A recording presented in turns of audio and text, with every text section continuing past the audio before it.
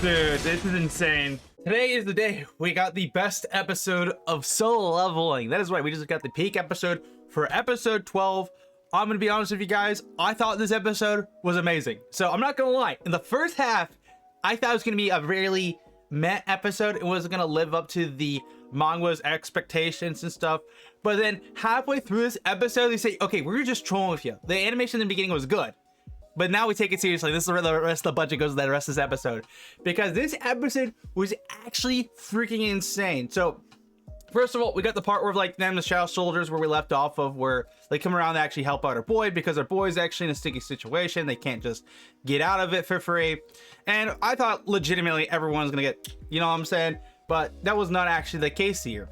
And we resume this episode just going in here with our boy having the Shadow Shoulders, helping out the people so they can actually hold it off. And everyone's kind of just like left flabbergasted because they don't know what the heck's going on with the Shadow Shoulders.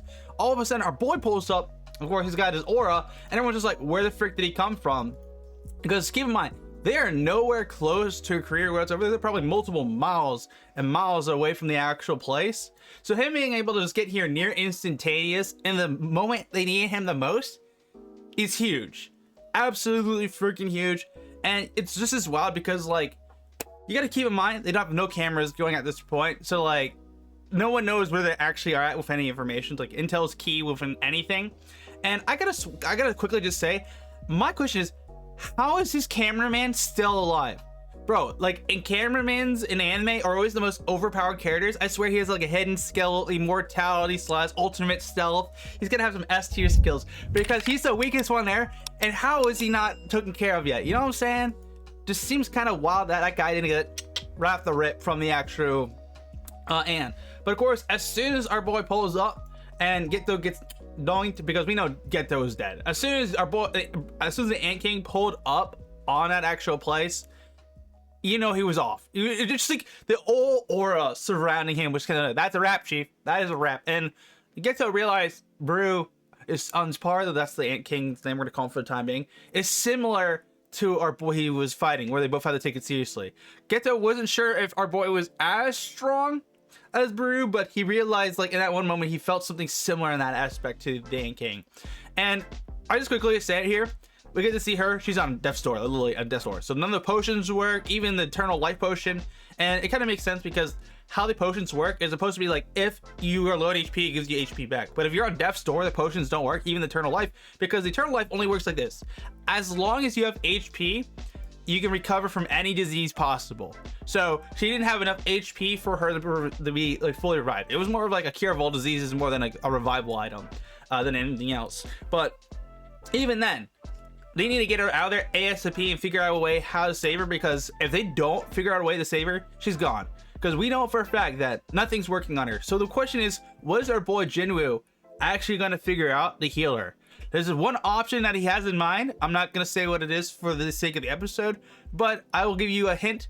It relates to iron and how iron was made. So you can take that information on how you like, because it most likely will have to be a case where he might have to actually do another method in order to actually revive her. But I just want to quickly say this. As soon as, what is it? They have this whole part here where they like talk about what's going on, because everyone in the headquarters is like crazy because they're like not sure what the situation. Because keep in mind, the sake of Korea and also Japan is at stake here. And if there's a monster on par with S-rank hunters that just obliterated all of them, everyone's just like, oh my god, this is actually like really, really bad. So everyone's super anxious and stuff. Everyone's paranoid because they don't know what the heck's gonna happen. If no one comes back from this raid, they know there's something on that island that's more scary than, what is that? I think it was like 24 S-rank hunters or something like that. Where they have like, I think there's like 7 in Korea, and they have like 12 that came from Japan. So a few of them are alive still, but like all the rest of them were kind of bird's food for the Ant King. But as soon as like the Ant King pulls up again, bro pulls up with his aura, and you know for a fact things are about to get absolutely serious. And this is the classic panel moment for the manga. He walks up with our boy walks up on him and like, yo, an Ant King, like an ant speaks, because like at the end of the day, it's an ant, you know what I'm saying? It's nothing more than that. But the ant's looking at our boy wondering if he's the king now. And of course they get the broadcasting back up because everyone's anxious and stuff. And it's just hilarious because as soon as like our boy pulls up, everyone's like, oh my god, because everyone he knows who's watching the live stream knows him, and other people who kind of know him, and then they don't expect this guy who's the weakest of 100 all time to be strong enough now to pull it up. And all that means is that everyone is so freaking hyped when they see him pull up, because our boy pulls up and the chairman's like, let's freaking go, because they actually have a fighting chance now. He like breaks his freaking chair. I can't find the exact scene right here, but all I really know, everyone when they see our boy genuinely pull up, they're like kind of anxious, but also like kind of hyped for him, because they realize he was the weakest and now has gotten stronger over time and he's super busted now. So everyone's wondering like, how do you get this strong? But also they kind of like, a few people have a conclusion that he's getting stronger throughout the fights. Like every time he gets fights, he gets stronger, and he's gotten to the point now where he's gotten stronger. And then like the first half of this fight, I will say it's pretty meh. Like the fight quality is good. It's really, really good in some parts here and there, but it isn't particularly the best animation in the world. I think this animation in the first half was really nice. I think like the fights, ooh, the fight here was awesome. It really showed like the main key differences. But what really made this fight insane was midway through the episode. Now, of course, Brew has a hidden ability that lets him like poison people that absolute shit out of, and you amplify that with his magic ability, because his magic ability is probably one of the highest out there.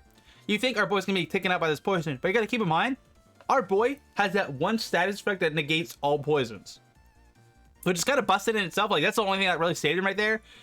So that was actually insane. There was one part that really annoyed me though for this whole thing. It's like they get to the poisoning part where they poison him, right? And our boy negates it. And of course you think something bad is gonna happen because you don't think it's gonna save him. At the end of the day, it's gonna save him. But they cut midway through the episode and show like the Japanese guys talking. And I think what I'm gonna do here later is I'm gonna create a little other version of this video when I post it on my Patreon, because I will have a full reaction on my Patreon. And I'm gonna make a version of this episode where just the full fight, no mid-between part with Japan. Just that way you guys can have the full fight if you want it, and then I have another version that's the original episode of the reaction. Because like this in-between part was unnecessary. I felt like it was necessary to build suspense, but I also felt like if you're just running in the fight, you just want to in the fight, you know what I'm saying? But I was like, after this part, and then they say, hey, yo, you know the budget we had? We're going all in now. We're going to go absolutely all in, and it just goes from 10 to 20 really fast. And oh my god, the fight this episode was absolutely fantastic. Like, do I feel like this exceeded the source material in the manga for the fight? I feel like yes, and a little bit of no. And I'm not saying no entirely. I'm saying just a little bit no, just because the beginning of this episode was really good animation. Don't get me wrong. But I don't feel like it was peak until 14-minute mark is when they say, let's dial it up to a 10. So for the last like 6 minutes of this episode was peak. Absolute freaking peak animation. And I feel like that's when it really showed like it exceeded the manga. Manga, I forgot. I get the two confused all the time. And oh my god, this episode was so freaking good, man. Like, but if I had to rate this episode at 8.5, so 0.5 would be for Brew's design. And then the last like 1 for the perfect 10 would be like the first half of this episode kind of not being the craziest quality in the world. Everything else though was amazing. But yeah, I'm curious to see what you guys say. If you guys enjoyed my review / reaction, make sure to smash the like button, get subscribed, and I'll see you for my management out.